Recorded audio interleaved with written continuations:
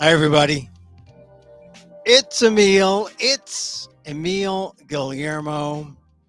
Emil Amok to you. Welcome to the program. You found us.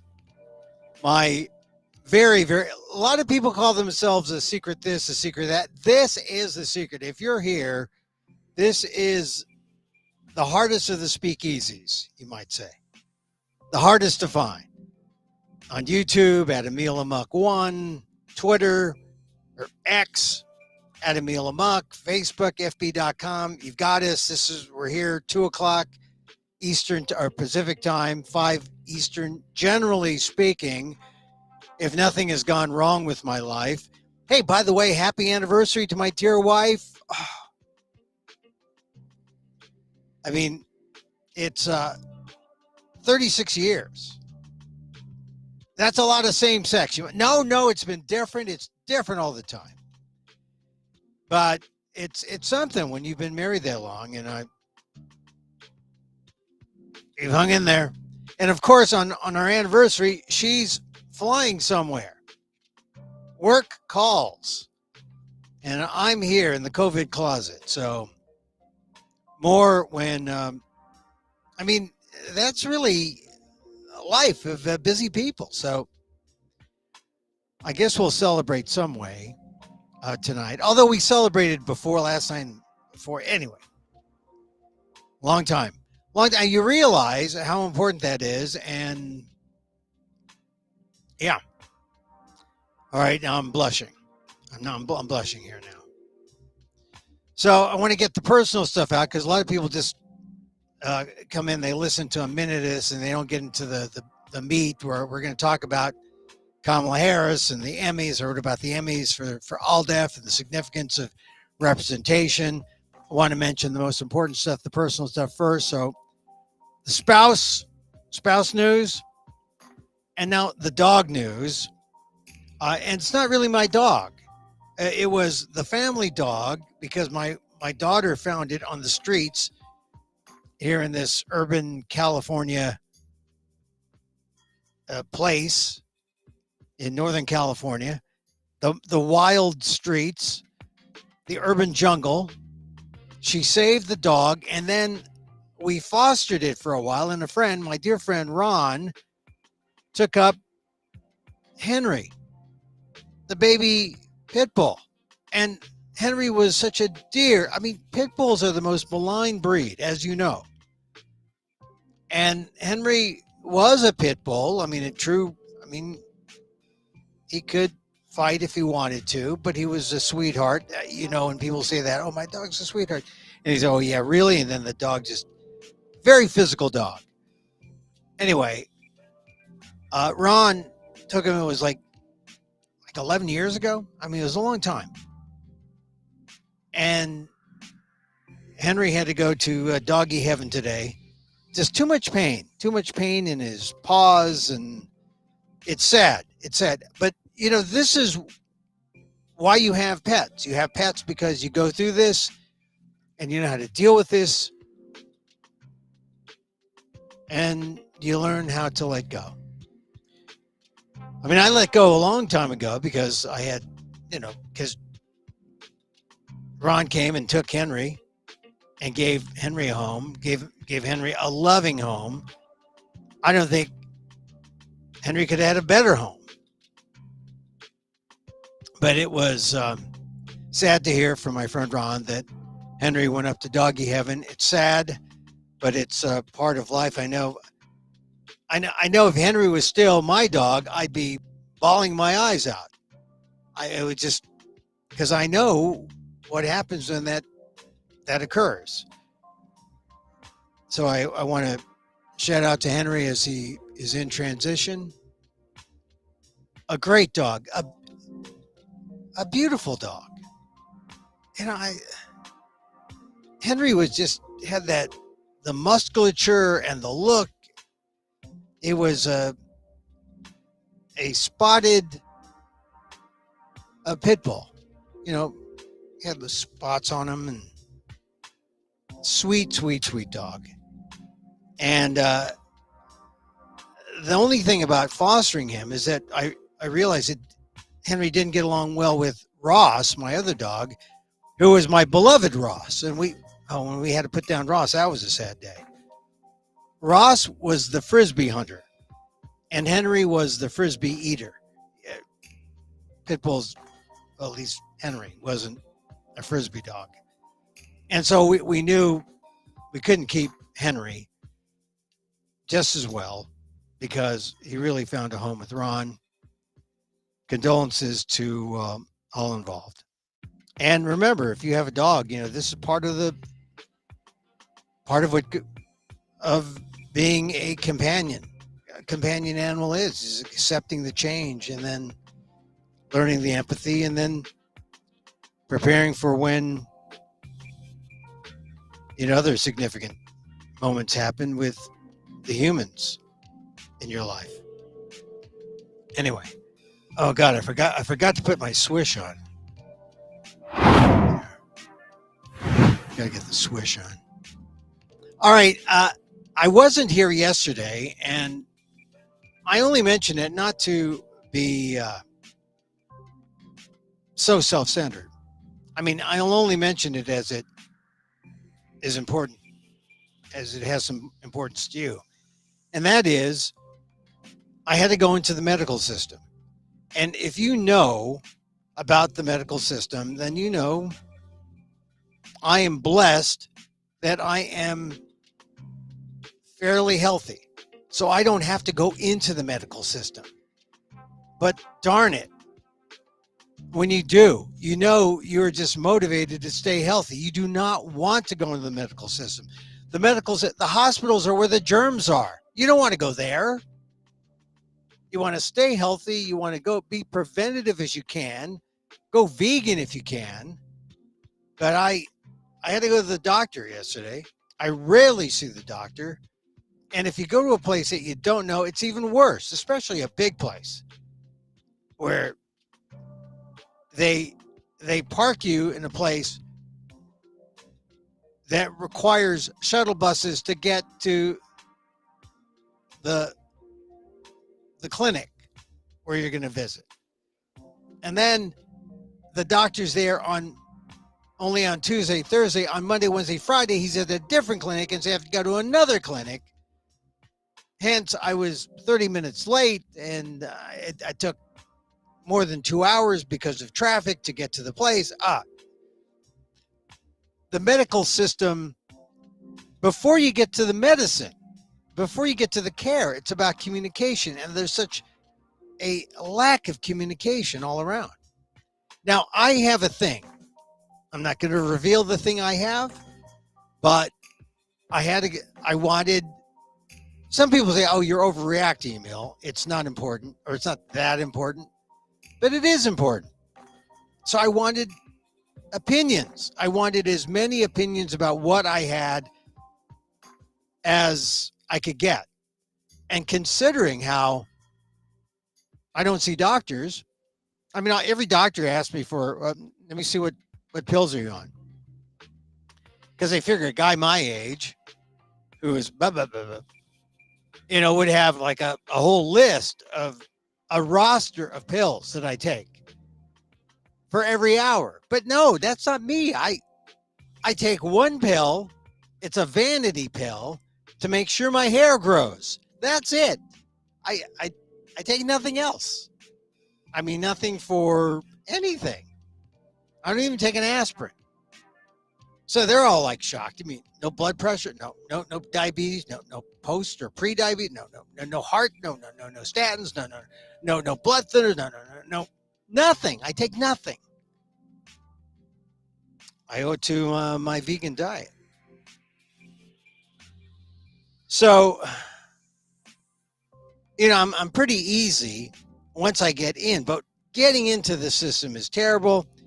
And then you meet your doctor, and it really is like luck of the draw. You can have a good doctor, you can have a bad doctor. They all know something, but a long time ago, a good friend of mine, who's the doctor who prescribed the hair stuff, it's not hair plugs, it's just the medicine that makes your hair grow. He said, Emil, doctoring medicine is really uh, like the arts. You can have the information, you can have the data, but everyone applies it differently. And so you can have a doctor who is Picasso. You can have a doctor who is, Monet's water lilies. You can have a doctor who is into photorealism. And then you can have a doctor who does stick figure drawings. It's like you get the whole realm, the whole spectrum.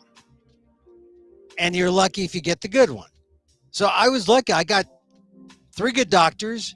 And still, even though I got the opinion of 3 good doctors from 3 different places, one place better than the other in terms of, the patient experience.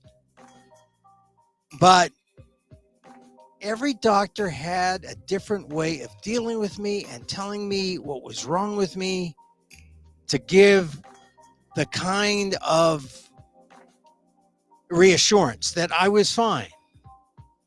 It's funny, though, because to get to that point, you got to go through the whole process of the paperwork and the communication. A lot of bad communication out there. Everyone's using apps now. And the whole thing motivates you to say, I don't really want to be part of this system. I want to just stay well and do all I can to prevent anything bad from happening, because the stress from inserting yourself into the healthcare system is almost as dangerous as anything you can get. And I'd like to say that that's hyperbole, but it's stressful when you're coming from far away or when you're doing something and going to someplace new. I'm sure that had something to do with it. If I was a chronic user of medical services, I'd be fine. But considering it was like a first time, it's like stressful. I mean, it's stressful. But ultimately, every doctor gave good information. Every doctor had a good assessment. But one doctor above them all, and I think maybe it's because he's older and had more experience. All the others had good experience too. They were, renowned doctors. But it really helped having all 3 tell me that my minor thing was really not a big deal. But some, I mean, the way they told it to me was different. Each of them was different, one more assuring than the next. And I'm glad I saw all 3, because now I know I'm not going to worry. Although they did show me a part of my brain. I saw a part of my brain that apparently there's like a thing since birth. I've had some kind of water thing pushing my brain up against my head. Now, I was wondering what could that be? And I said, is that why? Did that affect my SAT scores or something? What happened? They said, oh, no, it's all right. You got the same amount of brain you would have had. But that was concerning. Anyway, I'm fine, and but that's why I wasn't here yesterday. I was dealing with the medical community, and I'll say this: they don't like to. I know some people like it, some people don't. But the one visit that was telemedicine was actually not a bad visit. The doctor was thorough. I could see something on the screen. It wasn't like I'm sitting on a couch and they have a big screen TV showing it. That was good too. But when I'm looking at a screen and we're on a Zoom talking about whatever it is, is wrong with me, I found that to be efficient, less stressful. And if you ever have a choice to do telemedicine, I think I would do it. I mean, that was even a first visit. Never seen me before. But I saw two people in person, and I would say I always get the sense that even though they're with me when they're with me and they're in the moment as much as they can, they're kind of looking over their shoulder about what's next in line. I never got that sense from the telemedicine guy, but the telemedicine guy was also the most experienced. So I have to say, a lot depends on the doctor who you're, I don't want to say stuck with, but the doctor that you're given. It always helps to get as many opinions as you can get, because beyond the facts, there's the opinions behind the facts and the style in which they give you that information, which is also very personal. And some people will just give you more reassurance than others. I remember one time I had a busted finger. Or actually, I'll tell you this story. My mother had something wrong with her. This is a long time ago, about maybe 30 years. And I brought her to the doctor, and her doctor, was a guy who I knew in college, and it wasn't bad. Like he wasn't a frat member or something like that. But just the fact that I knew him in college and he's treating my mother made me think, oh man, I need someone older. Not that I didn't say he needed someone whiter. It was an Asian guy. But things worked out. Funny enough, the doctors here that I had, two were Asian, one was European, was Greek. And they all very competent, very knowledgeable, very helpful. I'm glad that I saw all three. If you have a medical thing, go to the best doctors you can and get as many opinions as you can afford before you make any kind of decision on your health. But the relevance in terms of our political talk is, what is ever talked about when it comes to healthcare? They talk about, Harris flip-flopped on Medicare for all. They talk about Trump wanting to get rid of Obamacare, or Trump wanting to get rid of affordable healthcare. See, I take that serious now, because I had private insurance, and I had two of the most stressful days in the last year, because I had a medical thing and I was trying to find answers. Thank goodness it wasn't serious, or thank goodness I had private insurance. But for people who are on the edge and have an HMO or don't have insurance, serious matter. That's why ACA, Affordable Care Act, Obamacare, we got to do all we can to save it. People have to have access to that. I mean, when I had this problem and I was trying to seek answers, they told me it would take maybe 2-3 months before I could see someone. I had to advocate for myself and say, are you kidding me? 2-3 months? I want the stress now. I need to find out now. And I demanded it, and I got it from 3 different places. It's hard to do that. But if you push, openings happen, you accommodate them, they accommodate you, you get your answers. It is not easy. And I still find it difficult, and I'm pretty healthy, somewhat savvy, still found it difficult. Like I said, it motivated me to stay healthy. It motivated me to do everything I could or can to be preventative in toward healthcare in my life, because it's a lousy system, and it just seems like it's all about the money. Because the insurance, I've got private insurance. I thought it was pretty good, but then I looked at the deductible, and the deductible is like in a year, calendar year, for the family, several $1,000s. Are you kidding me? What good is the insurance? I mean, the premiums are lower, but the deductibles are higher.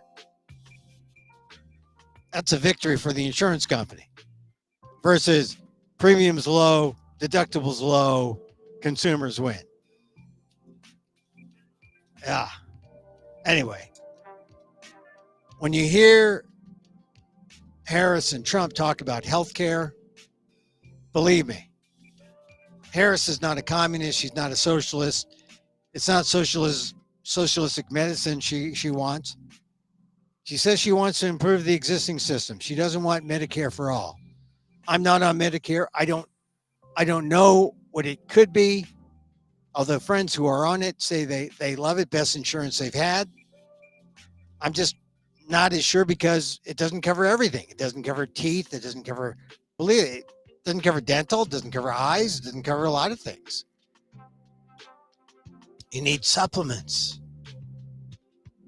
But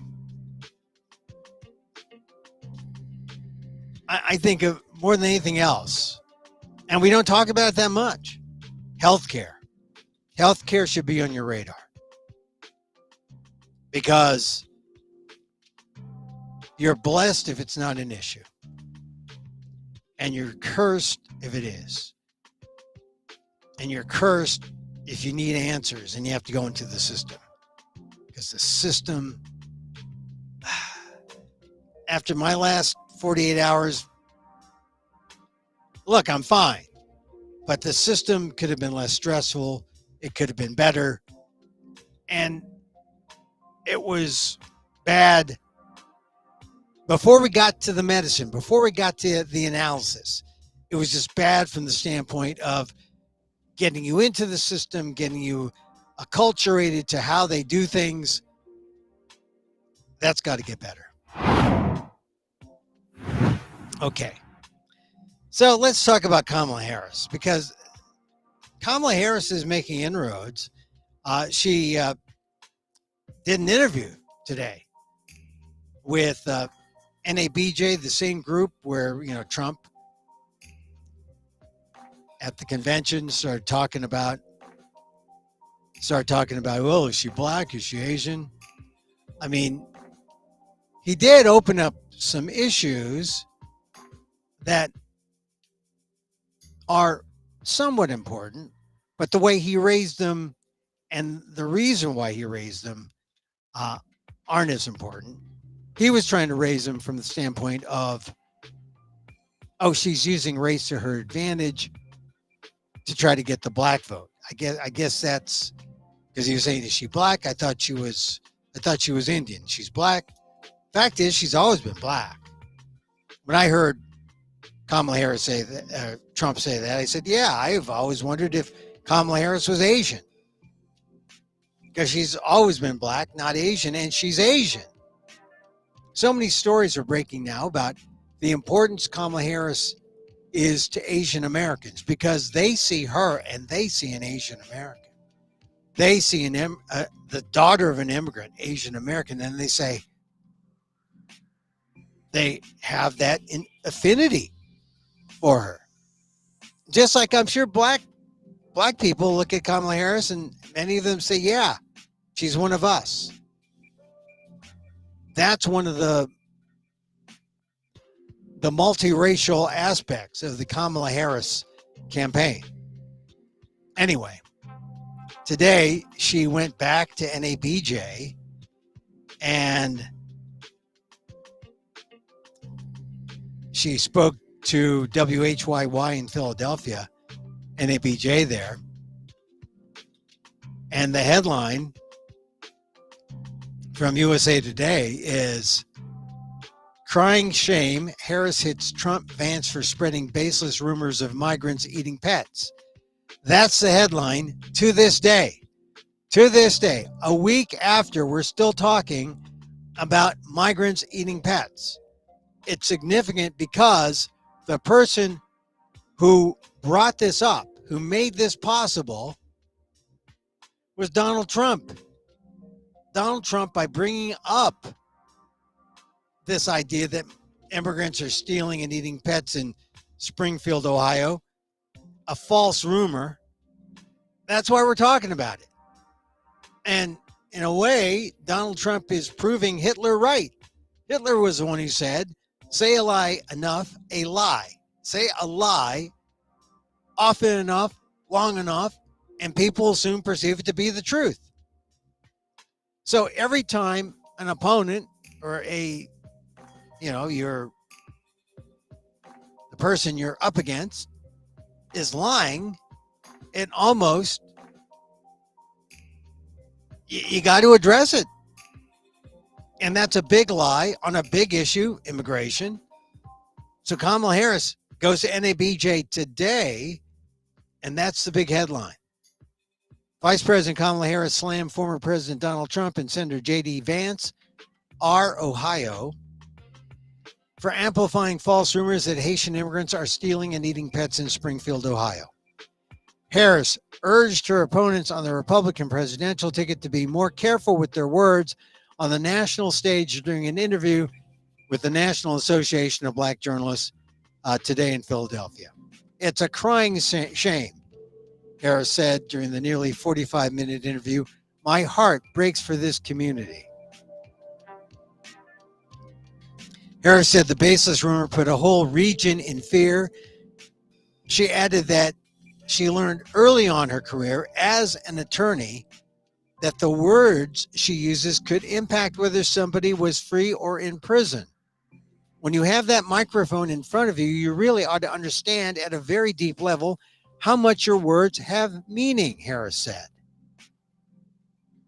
Trump, during last week's presidential debate, referred to the false claim, which officials in the city have called untrue.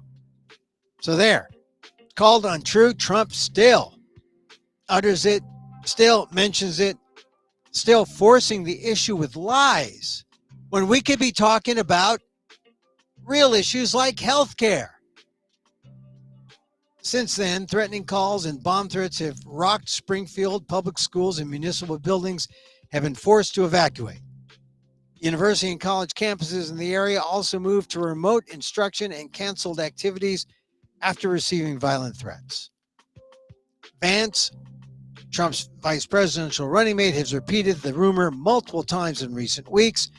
During an interview on Sunday, the Ohio senator said he did not regret spreading those rumors, saying, if I have to create stories so that the American media actually pays attention to the suffering of the American people, then that's what I'm going to do. Shame on you, J.D. Vance. Wow. He's saying, I'll lie if it gets attention? What an ASS. That man's unfit to be in the Senate, let alone unfit to be vice president. And the vice president doesn't do a damn thing. So if the vice president is known for lying, that's way too much. Way too much activity for a potential vice president. Haitian people living in Springfield told the USA Today they just want to go about their lives, living and working, even as they face a political spotlight. Keep in mind the thousands of Haitian migrants there. They're all legal. They're all legal. They're waiting asylum, some waiting, asylum hearings. They don't know when that's going to be because we have a busted system, but they're here all legally. They're not illegal. They're not undocumented. And, what does it say about the America with that the America that stands by the Statue of Liberty versus the America that, there's no torch in the Statue of Liberty. She's holding up an AR-15, AK-47, and threatening to shoot the people across the border, threatening to shoot the people who come to America. That's not very welcoming. And it's not American. It's un-American is what it is.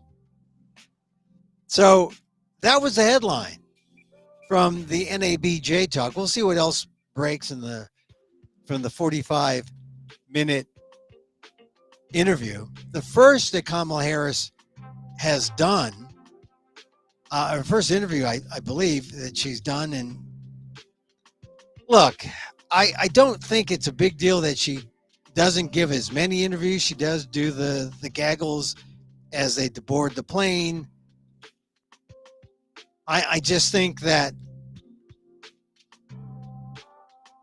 it's an interview is because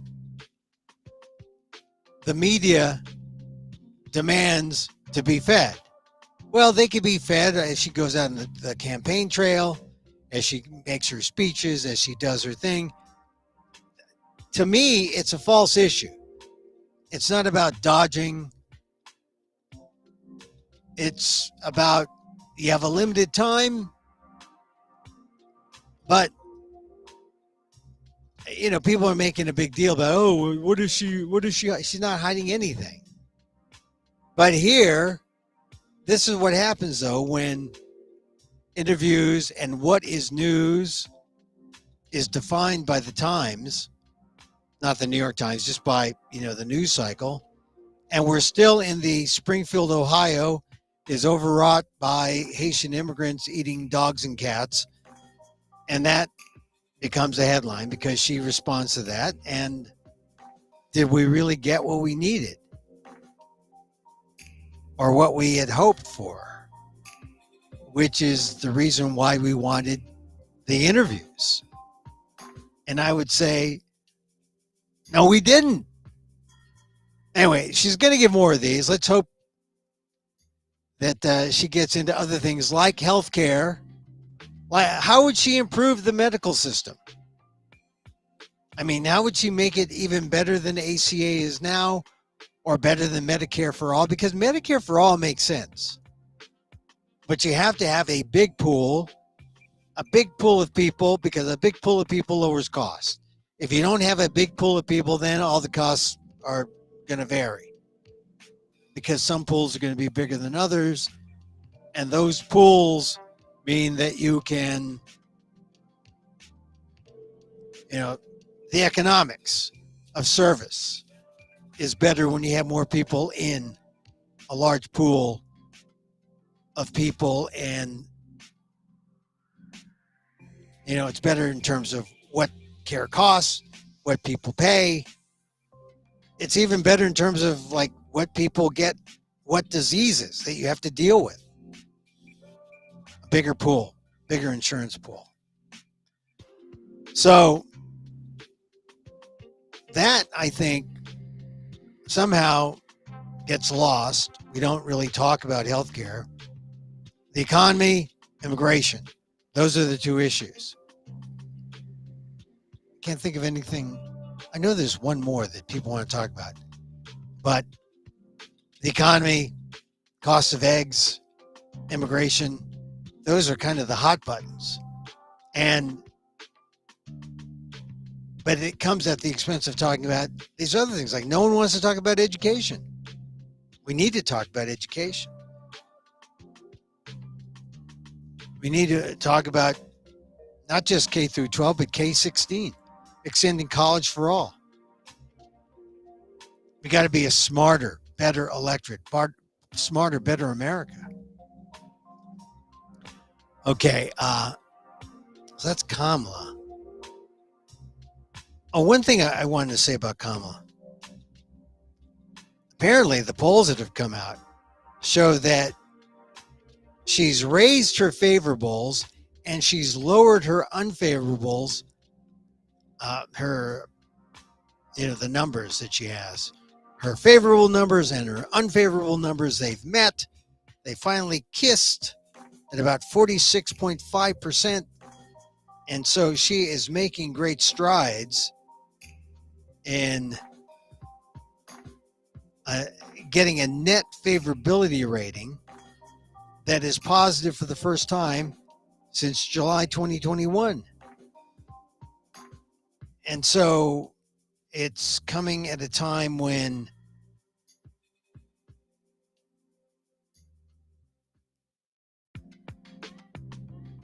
the numbers, the polls are showing to be more positive. She's getting some slight leads. She's raising money.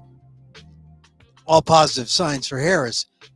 But it doesn't mean she's over. She keeps saying she's an underdog. I think she has to, because there is such a thing called complacency, which happens. And you wouldn't want to see that. You wouldn't want to see that happen with less than 50 days, right? You just wouldn't want to see that. I talked about the Emmys. You see the Emmys on Sunday, 67 or 6.7 million people. That's how many they say saw the Emmys. That doesn't sound like that much. Emmys, Nielsen's 2020. But I think it showed a rebound in the view, 6.9 million. That was up 54%. 6.9, 6.8 million doesn't sound like a lot, really. But for the 78th Emmys, I guess it is. I mean, the Oscars, the big show. Then there's the Grammys. Then there's the Emmys. The Golden Globes have come up. All award shows are on the rebound because in America, celebrities, in a democracy where everyone has a right to be free and famous and a right to speak out, I guess celebrity is the measure of one's free speech. Your celebrity shows, oh, you've got free speech. You're a celebrity in America, in a democracy. That's how it works, I guess. So those Emmy numbers came out. Surprise still that it's as low. 67 million. I'd say, yeah, I'd see that. I mean, an average football game is like, what they say. An average football game was like the debate a week ago. And just a regular NFL game was two of those. And half, so like 60 million is a football game. So 6 point something million, that's nothing. But anyway, I was watching it, and on my ALDEF post this week, I talked about how Shogun was a big hit, but is Shogun, is it really Asian American? I mean, we watch these shows because, hey, we want to see if we show up. We want to see if there's representation, right? Asian Americans, real Asian Americans. But you got Shogun and you got Anna Sawai, she's beautiful, Anna Sawai, but she's born in New Zealand, raised in Hong Kong and the Philippines, now living in Tokyo. She's the hottest dramatic actress in TV and streaming. And she won for Best Dramatic Actress in Shogun. Is she Asian or Asian American? I mean, does wearing a Vera Wang gown make her an American? And for that matter, Shogun's Hiroyuki Sanada went for lead actor. So you got double Asians. First time in history. Usually, the Oscars have a foreign or an international category. The Emmys just blurred that and said, hey, you're good. We're going to honor you for the whole damn thing. First time. I mean, it shows the blur. We don't make the distinction. excellence is excellence. I think that's a good thing, right? But maybe it's a bad thing because Asian Americans are always fighting the perpetual foreigner stereotype. I mean, Shogun is a great drama with its 18 Emmy wins, but you know there will be some who won't look at it simply as art. You know, there'll be people looking at it and saying, yeah, these are Asians and they got their samurai swords and look how they talk. All from these centuries old stories about our ancestral homelands, right? They give great opportunities for Asian actors. That's great. The old NBC version had white Richard Chamberlain as the star. I guess that's a kind of white-face marketing, right? They didn't sell the Asians there in Shogun, even though it was written by a white guy, right? James Clavell. But they sold Richard Chamberlain. Dr. Kildare. So this Shogun had a touch more authenticity, but it's Asian, not Asian American. And you know the distinction because you know an Asian American part. Greta Lee, who was nominated for an Emmy as a TV exec in the morning show. She didn't win, but she was great in that.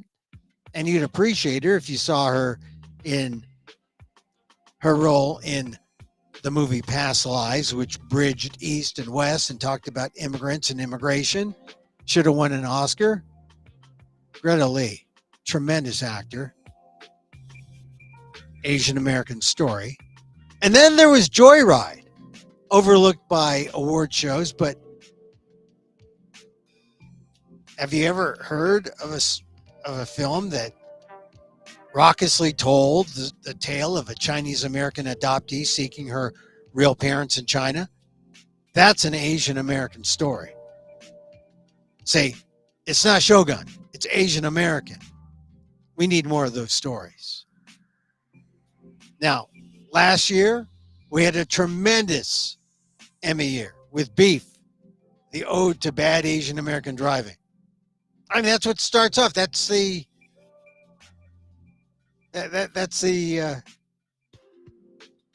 moment. What do they call it? You know, the dramatic moment from which the story unfolds. We had Stephen Yoon, born in South Korea, but an Asian American actor for sure.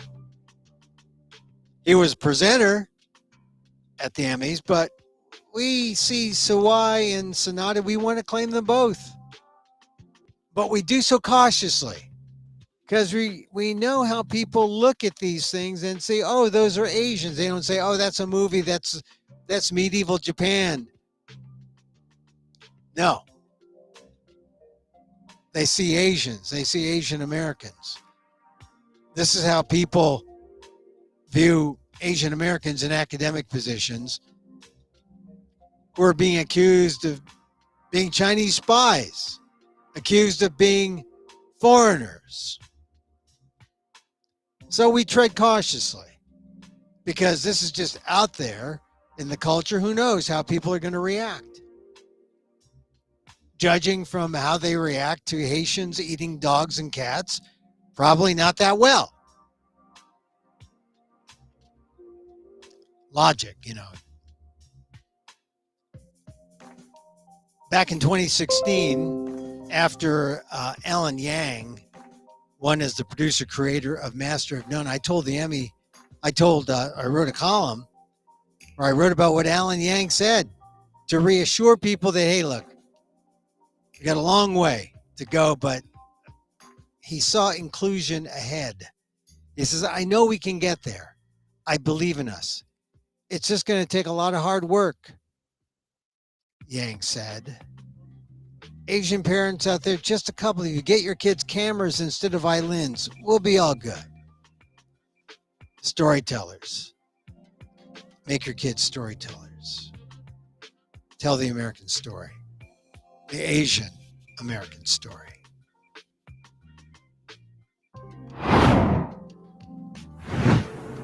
And then there was John Leguizamo on the Emmys. I liked Leguizamo. I've always liked him. I interviewed him once years ago in the 90s. He was just getting into his one-man shows and touring with them, and I was in Boston, got to talk to him there. But he's now an elder statesman, right? So he was out there with maybe the most overt political statement of the Emmys. There was another one. I mean, Lisa Colon-Zayas of The Bear reminded everyone to vote. Candace Bergen, Murphy Brown, right? She reminded people of the storyline, the Murphy Brown storyline in 1991, when then Vice President Dan Quayle attacked Candace Bergen's fictional character, Murphy Brown, for having a baby out of wedlock and raising it as a single mother. This is the importance of stories coming out of our TVs. And Candace Bergen had a great line on Sunday. She said, "Oh, how far we've come. Today, a Republican candidate for vice president would never attack a woman for having kids. So as they say, my work is done." Meow. The meow was priceless. One last bit for the childless cat mothers. But Leguizamo, the most overt political statement, when he pointed out that he was a DEI hire, just like Kamala Harris, right? Although he defined it D for diligence, E for excellence, I for imagination, DEI. So here we are, DEI hires, and what a beautiful, diverse room this is. Got a big laugh and a big applause, but we all know it could be better. Leguizamo told the story about whites who used to play brown people, like Marlon Brando playing a Mexican in Viva Zapata. Asian Americans, we all know about whites and yellowface. Blacks know about whites and blackface. Whites and brownface is a thing. So it was a big deal that Colon-Zayas was nominated and won, that Navamau was nominated. She didn't win, but Navamau was the fourth trans person nominated in history, the first for Best Supporting Actress in a limited series for Baby Reindeer. If you haven't seen Baby Reindeer, see it. It's all about the Edinburgh Fringe, what happens, or could happen. So Leguizamo named those. He also mentioned Selena Gomez. It was great, but it wasn't enough. Leguizamo said, we need more stories from excluded groups: blacks, Asians, Jewish, Arab, LGBTQ+, and disabled. We're making progress, but we need more, Leguizamo said. Then he displayed a full-page ad he bought in the New York Times, where he made the point. And you know, that letter that he showed in the Times didn't leave Asians out. He mentioned Asians in his little speech, mentioned Asians in the letter. It was a nice unifying call for inclusion that you don't see often in showbiz. The fact is, we still don't show up as much as we should, and everyone notices. But it's better when we all choose to do something about it, when we have each other's back. That's what you get, or what you should have gotten from last weekend's Emmys. Good show. It was a good show, and I'm glad I saw it. I mean, you know, I didn't see most of the shows. Baby Reindeer I saw. I haven't gotten into The Bear. Hacks. Love Hacks. Love Hacks. Love the producing team, Love the actors, Gene Smart, even Hannah Einbinder. No, she's not that annoying. That's her character. No, I love Hacks. I love Hacks. It won. So the Emmys were good. This weekend, I know I mentioned this. I think I mentioned it. I mentioned in my Aldef column. My friend Teddy Fang, died a week ago Monday. He was just 61. You know, Teddy would call out of the blue. Hey, Emil. Or he'd say, dude.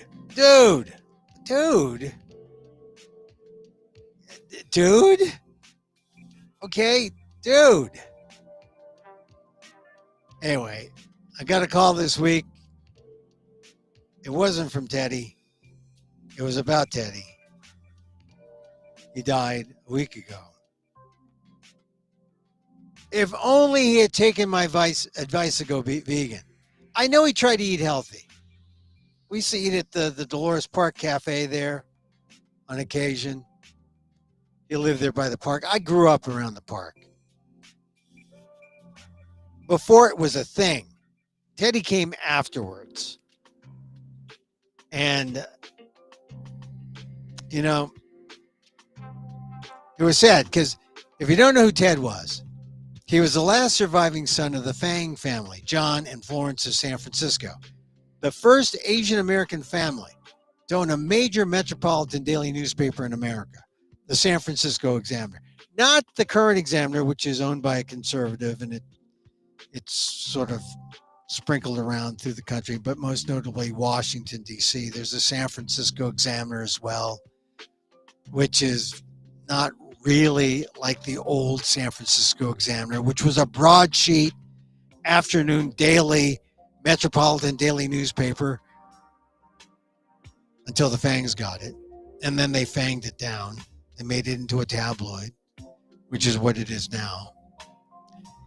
But how the Fang family came to own the Examiner, it all happened during Ted's negotiations going against the Hearst Corporation and emerging as Citizen Fang.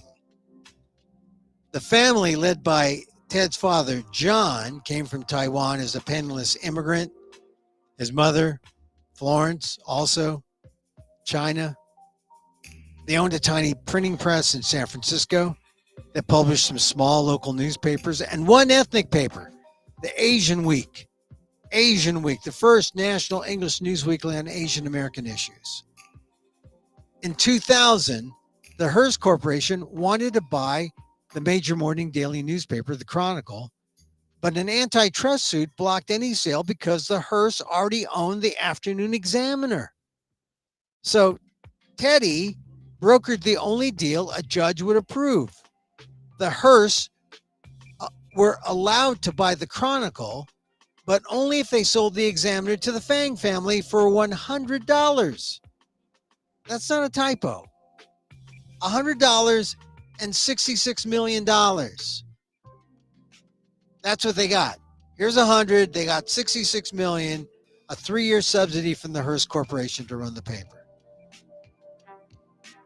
$100 for 66 million. Some people would say, oh man, what a sweet deal, but it wasn't. Newspapers hemorrhage money. Afternoon papers are the worst. Even 24 years ago, the newspaper business was imploding. And once the Fangs took over, the paper never gained traction.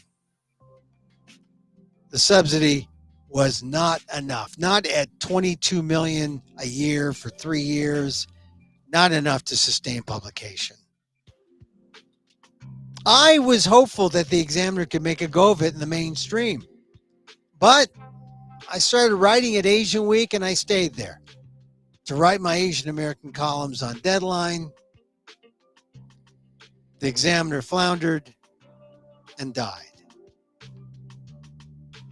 before he died, Ted was working with AI engineers to make Asian Week's database available to researchers. And if you go to the ALDEF site, I include a link to the very first column I wrote nearly 30 years ago. It's my defense of Connie Chung when she hit an infamous rough patch with Newt Gingrich's mother. So go to that link. What can I say? It was 30 years ago. It was my Emil Amok, because that was the name of the column, my Emil Amok form of journalism. The Fangs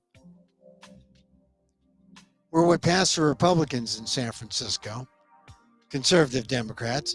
Teddy was slightly more liberal. He had a role in the creation of the San Francisco LGBTQ Center. He was active in fighting Hep B. But when he took over Asian Week, he really was focused in on the Pan-Asian vision of his father, John Fang. He never told me what to write or how to say it. He really allowed me to express my voice. And really, that's all a columnist could ask for. All right, that's it for our show today. You can see the posts on TED and whatnot on the ALDEF site, aaldef.org/blog. This NABJ thing intrigues me because I know Springfield, Ohio. I know that area of Ohio. My in-laws are from there. And I was struck by something I saw on social media that I'll share in a future column. But everything that Trump and Vance are doing seems to indicate their unworthiness to be leaders of this great country. And Harris just seems to be doing the right things to try to unify and make this country a better place. So we'll see what happens. All right, that's it for the show. Catch me on YouTube at Emil Amok1, FB.com, Facebook, Emil Guillermo, EmilGuillermo.media, Twitter or X at Emil Amok. We like to end with a little meditation because meditation makes the world go round. In fact, meditation, I'm telling you, when I'm a laughter yogi, watch out. When I'm a laughter yogi, we are going to laugh unconditionally. Unconditional laughter. We're going to do it. We're just going to do it. All right? For now, a little loving kindness. Spreading the love to you because we know it comes back twofold. And so, as I wish for me, I wish for you. May you be happy. May you be healthy. May you be safe. And may you live with ease. Emil Guillermo here. Till next time.